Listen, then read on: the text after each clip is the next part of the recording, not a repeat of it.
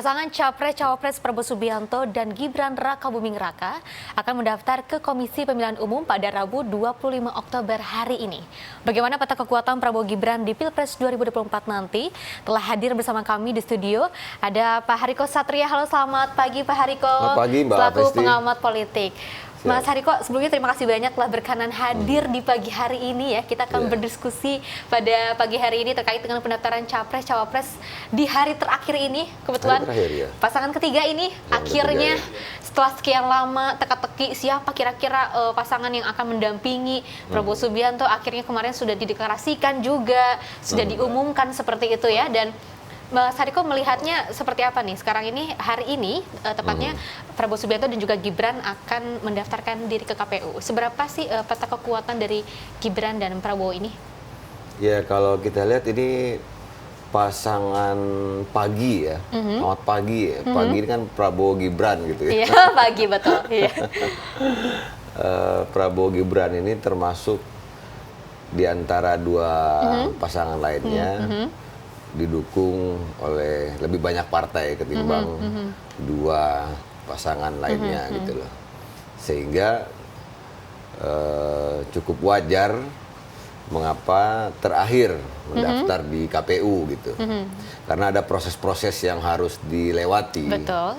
Terutama silaturahmi ya, jadi mendatangi Ketua Umum Golkar, mendatangi Ketua Umum PAN, Betul. kemudian mendatangi Ketua Umum PSI, bahkan mendatangi partai lain gitu ya, PDIP, kemudian datang ke Bang Yusril, Betul.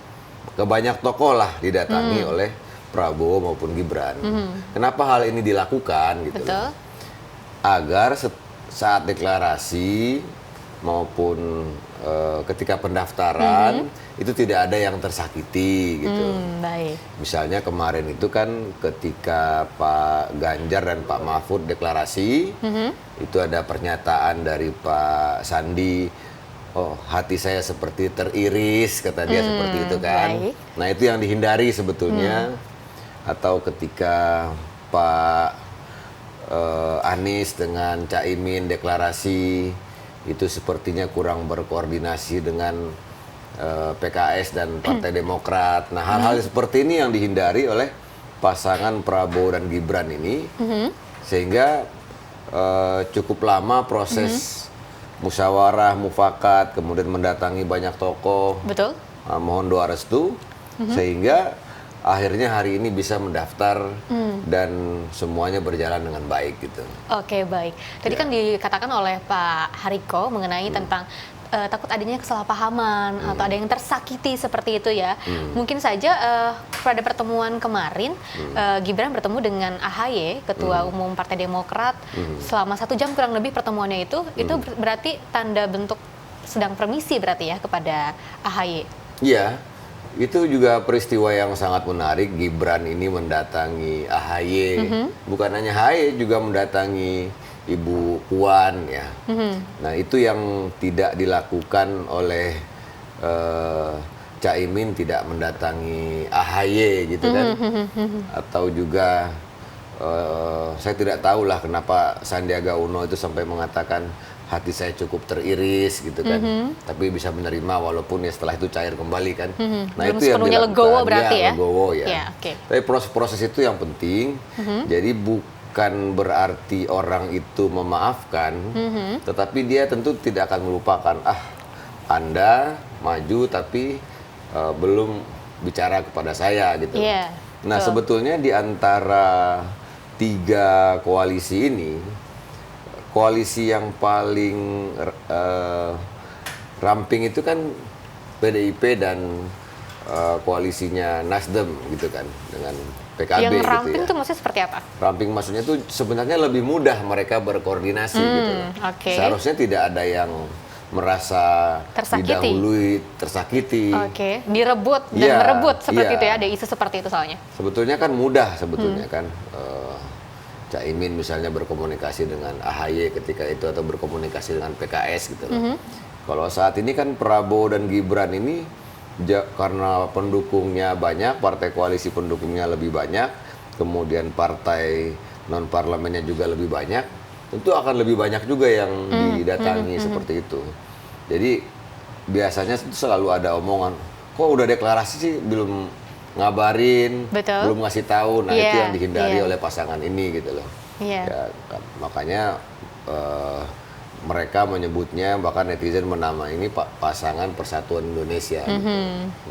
Oke, Mas Hariko, terkait dengan elektabilitas yang dimiliki oleh Gibran ini kan sebetulnya banyak dari hasil survei juga mengatakan bahwa belum meroket seperti itu ya. Dan apakah dari elektabilitas ini akan mampu membantu elektabilitasnya Prabowo Subianto yang mungkin sebelumnya Prabowo ini selalu unggul, selalu menjadi top teratas gitu ya dari segi elektabilitas. Dan ada salah satu pengamat politik juga mengatakan yang lain mengatakan bahwa sebetulnya adanya Gibran ini bersanding dengan Prabowo Subianto ini tidak akan memberikan efek besar kepada Prabowo. Kalau menurut Mas Hariko seperti apa? Iya, masyarakat itu selama ini belum dikampanyekan kalau Gibran ini cawapres gitu. Jadi salah satu yang membedakan, menjadi faktor pembedanya dalam Pilpres 2024 ini ya faktor Gibran itu gitu. Karena kalau pasangan Ganjar Mahfud itu kan dua-duanya senior gitu ya. Sama-sama sudah diprediksi orang, kalau nggak ini ya dengan ini gitu. Kemudian Anies dan Caimin ini juga sama-sama sudah senior lah gitu. Betul. Ya kan? Nah, Prabowo ini kan selama ini kan diprediksi akan berpasangan dengan tokoh-tokoh yang juga senior gitu. Betul, betul. Yang lebih sudah lama lah. Sehingga ada kejutan. Nah, sekarang tinggal waktunya mengkampanyekan Gibran ini. Kalau sudah dikampanyekan baru bisa kita lihat elektabilitasnya. Tetapi yang sangat ini menjadi pesan utamanya adalah masyarakat atau anak muda di daerah itu menjadi senang dengan politik, menjadi merasa bahwasanya bercita-cita menjadi kepala desa, bercita-cita menjadi camat, bahkan bercita-cita menjadi bupati dan wali kota itu juga sebagai sebuah yang indah gitu loh. Kenapa? Karena kalau pernah menjadi kepala daerah, Ada kemungkinan besar. ada kemungkinan bisa menjadi capres gitu loh. Nah selama ini kan ada anggapan ya sudahlah kita keluar merantau atau kemana bisa mendapatkan yang lain gitu loh. Bahkan kalau kita lihat tuh calon-calon kepala daerah itu masih didominasi oleh orang-orang tua. Jadi judulnya itu memudahkan Indonesia ini sampai dari pesan-pesan itu. Nah, kalau ada keterwakilan dari generasi, jadi kalau kita melihat dari pemilihan umum dari tahun 2004, 2009, kemudian di 2014, kemudian masuk ke 2019, memang kita belum pernah ya melihat capres maupun cawapres itu yang berusia seperti usia Gibran saat ini gitu loh. Nah, anak-anak itu kan generasi muda itu ketika melihat ada perwakilan generasi dari mereka gitu loh, tentu akan menjadi satu pemicu, menjadi penyemangat bagi mereka. Betul. Sehingga ada kemungkinan besar diprediksi angkatannya Gibran yang generasi ini kan perwakilan generasi milenial ya, akan bisa mengarahkan dukungannya kepada Gibran seperti itu. Oke, jadi menurut Mas Hariko ini untuk elektabilitas dari Prabowo Subianto sendiri meskipun adanya hadirnya Gibran ini masih tetap akan bisa mendongkrak suara ya, seperti itu kemungkinannya? Saya cukup optimis dengan itu kalau melihat tren ya. Jadi kalau kita melihat survei itu sebetulnya salah satunya melihat tren ya. Trennya gimana? Nah, trennya ini kan naik terus gitu. Jadi kita ini selama 10 tahun ini kan selalu bicara milenial kan. Iya. Apapun lah semuanya di Indonesia ini milenial.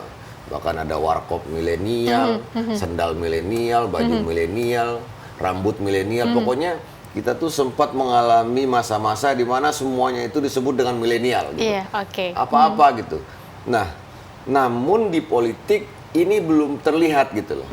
Nah, Gibran ini kalau saya lihat kalau nggak salah dia kelahiran tahun 87. Iya. Ya benar-benar generasi milenial ini. Artinya kalau kita menyebut cawapres milenial, inilah cawapres milenial gitu loh. Kalau capres milenial nggak ada, ya kan? Nah, jadi cawapres milenial itu dimiliki oleh di koalisi Indonesia Maju. Inilah yang menjadi faktor pembeda gitu loh. Karena selama ini milenial ini hanya jadi bahan jualan saja. Orang kalau maju sebagai calon presiden dia bilang kami akan memperjuangkan generasi milenial. Betul. Gitu. Orang kalau apapun lah selalu ada kata-kata milenial itu. Mbak Festi perhatikan aja itu. Di mana-mana lah kita sempat mengalami booming kata Gen milenial Z, itu. betul. Gen Z malah baru gitu. Malah orang lebih banyak ngomong milenial. Nah, Gibran inilah representasi dari milenial itu untuk dimajukan dalam pemilihan presiden 2024 gitu. Oke, Mas Hariko kan terkait dengan putusan MK kemarin, itu juga menjadikan sebuah pintu masuk Gibran untuk menjadi bacawa presnya Prabowo Subianto ya. Dan dalam hal ini, kira-kira ini siapa nih yang diuntungkan dan juga dirugikan dalam Pilpres nanti ini? Ya kalau kita bicara MK ya, sebetulnya yang paling bikin deg-degan itu, yang paling dibikin deg-degan itu justru pendukungnya Prabowo Subianto. Karena Pak Prabowo itu satu-satunya capres, jadi gini, di antara dua capres itu, Pak Prabowo ini menjadi satu-satunya cawapres yang digugat ke MK. Betul. Ini kalau kita bicara MK dulu ya. Jadi Pak Ganjar nggak ada yang menggugat ke MK. Pak Anies nggak ada yang menggugat ke MK. Terkait batas usia itu? Batas usia. Jadi ada yang mengajukan kalau capres itu usianya maksimal 70 tahun atau 65 tahun. Ya, sedangkan Prabowo Subianto 72 tahun kan usianya. Ya, jadi kalau kita bicara penjagalan sebetulnya upaya penjagalan yang sangat terlihat itu justru dialami oleh Pak Prabowo. Jadi deg-degan juga kan pendukung Prabowo di hari Senin kemarin kan. Ya, kalau diterima bagaimana gitu kan? Kan bisa batal ini Pak Prabowo gitu kan. Nah, kalau terkait dengan kan bisa batal Pak Prabowo. Betul. Jadi kampanye selama ini yang mengatakan kami dijegal segala macam, tapi kalau kita melihat faktanya justru usaha penjegalan itu terjadi, upaya penjagalan itu justru dialami oleh Pak Prabowo lewat MK itu gitu. Nah, kalau kita lihat kepada Gibran itu, jadi kan keputusan MK itu kan boleh